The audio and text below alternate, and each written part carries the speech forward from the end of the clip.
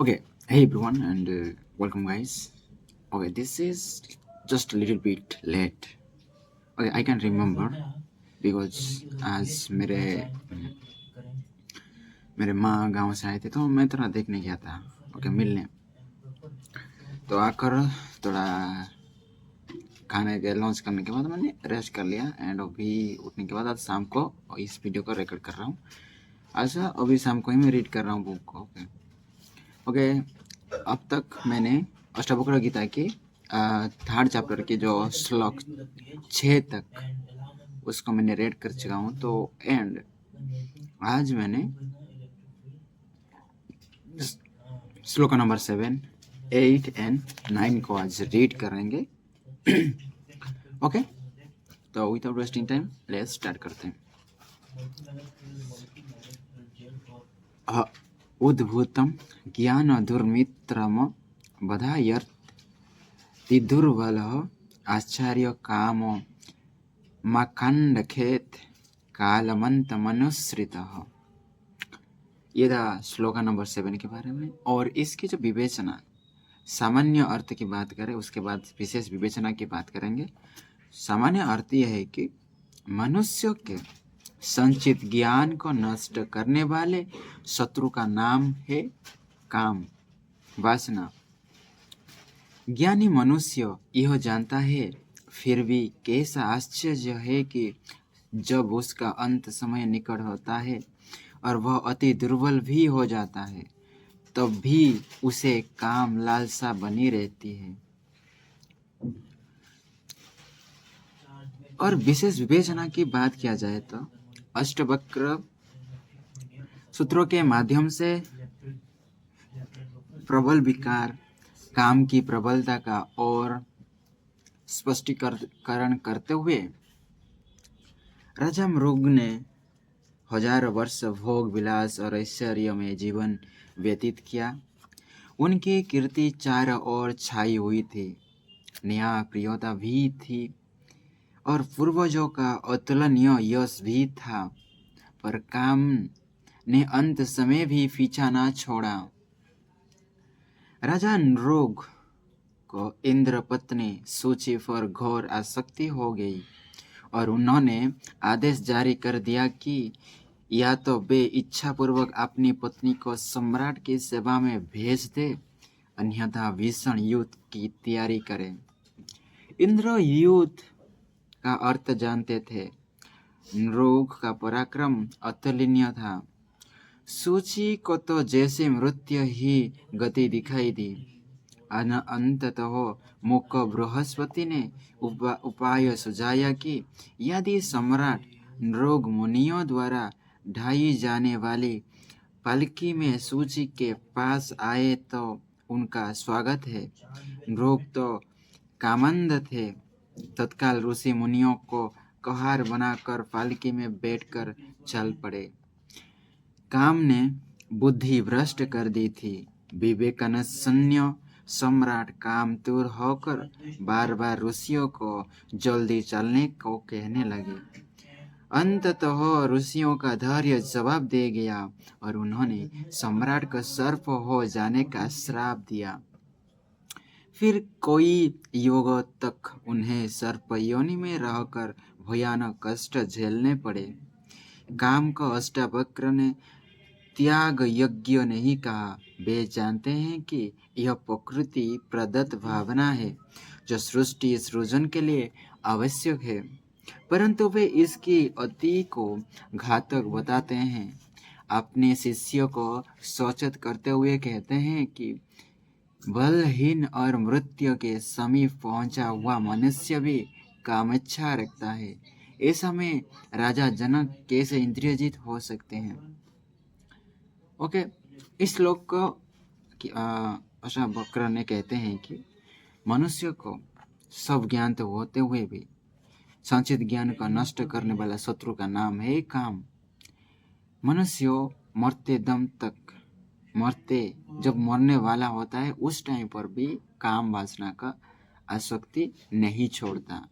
Okay, and 8 number श्लोक में यह है कि यह महा इहा मूत्र विरक्तस्य नित्य नित्य विवेकिनः आश्चर्य मुख्य कामस्य मुख्यादेव विभीषिका।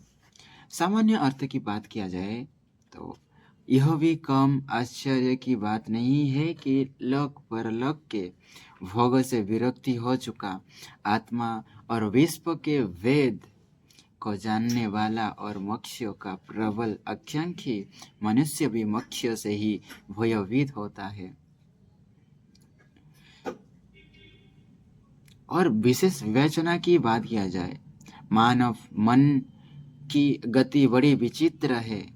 वह आसक्तियों का दास है। माया महा ठगिनी है और शक्तिशाली भी। उसके तुणीर में ब्रह्म के बड़े अचूक अस्त्र हैं। वह महाज्ञानी को भी भ्रमित कर देती है। देवर्षि नारद जैसा आत्मा विशारद कौन होगा, परंतु माया ने उन्हें भी भ्रमित कर दिया। जिस जंगल से राज गुजरते थे वहां भव्य राजमहल प्रतीत हुआ। उत्सुकतावश अंदर गए तो इंद्र के दरबार से भी सवया मान दरबार था। स्वर्ण जोड़ित सिंहासन पर अपरिचित राजा आसीन था। तीनों लोकों में ऐसा कौन राजा था जिसे नारद जी ने ही जानते थे, परंतु यह दृष्टि से कैसे छुपा रहा। माया ने बुद्धि ठग ली थी ना। इसके बाद विश्व मोहिनी सामने आई तो नारद सम्मोहित हो गए। रथी सची रंभा मेनका उर्वशी को देखा था तब भी कभी किसी काम विचार का भावना आया था, पर विश्व मोहिनी को देखकर नारद कामातुर हो उठे। फिर जब विश्व मोहिनी के हाथ की रेखाएं देखी तो अन्य विकार भी जागृत हो उठे। विश्व मोहिनी का वर तीनों लोकों का अधिपति होगा और चिरकाल तक संसार में पूजनीय होगा। नारद जानते थे कि यह रेखाएं श्री हरि की और संकेत कर रही हैं, पर वे मति मूढ़ हो गए थे। उपाय सोचने लगे। सोच लिया और श्री हरि के पास जाकर विनय करके हरि रूप मांग लिया और बंदर बन गए। बड़ा उपहास हुआ। हाय रे कामदेव, तूने सत्यानाश कर दिया। निष्कलंक नारद को भी कलंकित कर दिया। ऐसे कलंक किसी भी प्रकार से छूटते नहीं। अष्टावक्र कह रहे हैं कि पूर्ण रूप से ज्ञानी लोक परलोक भागों से विरक्त नित्य अनित्य को जानने वाला मोक्ष का आकांक्षी भी माया के मोह में पड़कर मोक्ष से भयभीत होता है, अर्थात मुक्त नहीं होना चाहता। ओके, इस श्लोक में बताया गया कि यह आश्चर्य है कि जो लोक परलोक के भोग से विरक्ति हो चुका है और उसे मोक्ष की प्राप्ति की जानने वाला होता है एंड प्रबल आकांक्षी होता है मोक्ष पाने की, वो भी इंसान लास्ट में काम की तुणर में आ जाता है। अगर काम वासना की प्रबंध में आ जाता है और मोक्ष से भयभीत हो जाए। इस पर एक एग्जाम्पल देखकर अष्टावक्र ने समझाया कि नारद जी का एग्जाम्पल देखकर नारद जी जब विश्व मोहिनी को देखे तो वो उनके अंदर काम वासना जागृत उठी, लेकिन पहले से वो रंभा उर्वशी मेनका को देखा था तो भी किसी काम का विचार ना आया था, लेकिन जब विश्व मोहिनी को देखा तो काम वासना की विचार आ गए।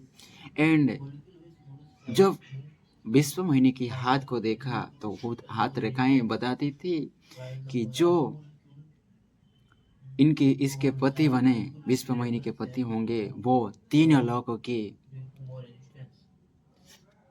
अधिपति होगा और चिरकाल तक संसार का पूजनीय होगा। नारद को ये पता था, ये रेखाएं श्री हरि की ओर सूचित करती है, संकेत करती है, लेकिन वो काम में अंध हो गए थे। एंड जब वो श्री हरि के पास गए कि उनका रूप का वर मांगे तो बंदर बन गए।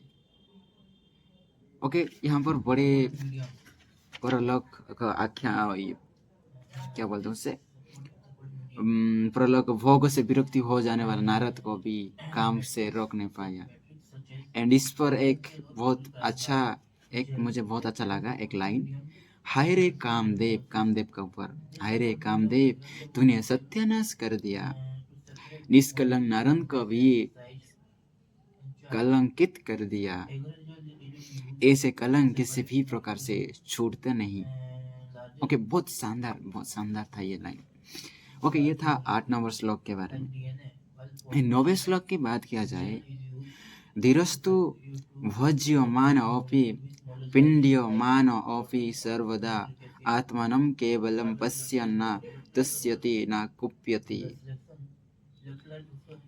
सामान्य अर्थ की बात किया जाए, जो धैर्यवान वो आत्मा ज्ञानी भले ही कितने भी कष्ट सहे रहा हो और पीड़ा से कहारता हो, फिर भी केवल एकात्मा में रमा रहता है। उसे किसी भी प्रकार का ना हर्ष होता है और ना क्रोध। ओके, सामान्य अर्थ में इसकी मतलब कहना चाहते हैं कि जो धैर्यवान वो आत्मा ज्ञानी भले ही कितने भी कष्ट सहा हो और पीड़ा के कहरता हो, फिर भी केवल एकात्मा में रमा ही रह सकती है, रमा। उसे किसी प्रकार का हर्ष होता है ना क्रोध होता है। और विशेष विवेचना की बात किया जाए, अष्टवक्र बता रहे हैं कि आत्मा ज्ञानी के पास क्या पूंजी होती है। अज्ञानी मनुष्य नित्य प्रति भौतिक विषयों में लिप्त रहता है और अपनी कामना वासना की पूर्ति हेतु छल प्रपंच करता रहता है। उसके जीवन का एकमात्र लक्ष्य अधिकाधिक भोगों का सुख प्राप्त करना होता है। धन, बल और कांति उसके मुख्य आकर्षण हैं। भले ही शांति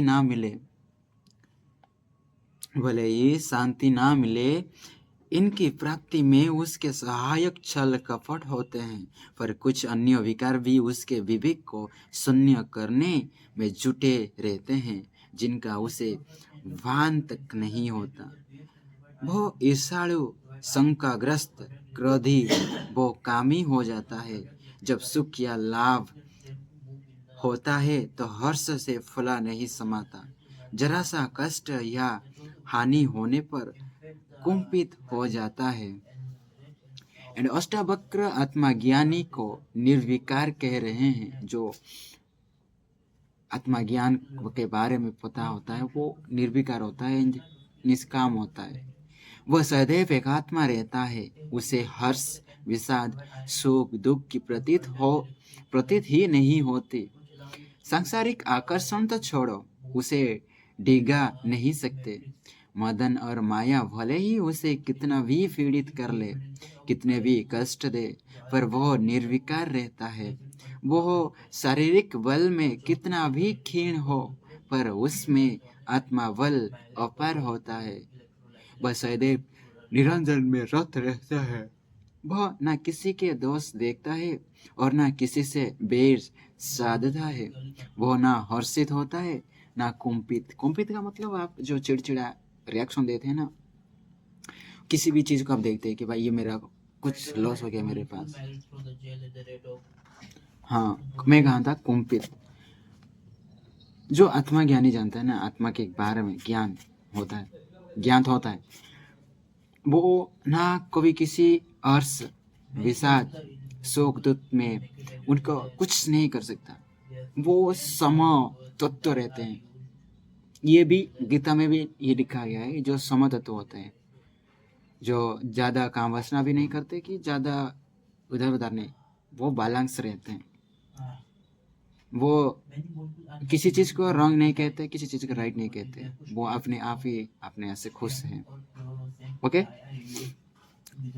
तो 9 नंबर श्लोक ये बताती है कि जो धैर्यवान आत्मा भले ही कितनी भी कष्ट हो रहा हो और पीड़ा के करता हो, फिर भी केवल एकात्मा में रमा होता है। रमा का मतलब जो ज्ञान को, आत्मा ज्ञान के बारे में जानता हो उसे नॉलेज हो, उसे किसी प्रकार का ना हर्ष होता है ना किसी प्रकार के क्रोध। ओके, ये था 9 नंबर। ओके, बहुत शानदार था ये जो 3 आज जो मैंने श्लोक पढ़े, बहुत शानदार एंड बहुत ब्यूटीफुल मैसेज दे रहे हैं कि एक बड़ा एग्जाम्पल देकर दिया, नारद का एग्जाम्पल। नारद जितने बड़े श्री हरि के भक्त, लेकिन वो भी कामदेव के शिकार हो गए, तो हम क्या? तो जो ज्ञान को जानते हैं, आत्मज्ञान को, एंड जो लक परलक से विरक्ति हो चुका है उधर रहकर, यहाँ पर बिताकर, उनको भी कामना आ जाते हैं। ओके, ऐसे बहुत बड़ा एग्जाम्पल देकर वो समझाया है अष्टवक्र गीता ने, अष्टवक्र महर्षि ने, सॉरी। एंड बहुत ब्यूटीफुल था आज का इस रीडिंग एंड शानदार। ओके, मिलते हैं तब तक नेक्स्ट वीडियो तक, एंड मिलते हैं, bye and have a smiley face on your. Okay, bye.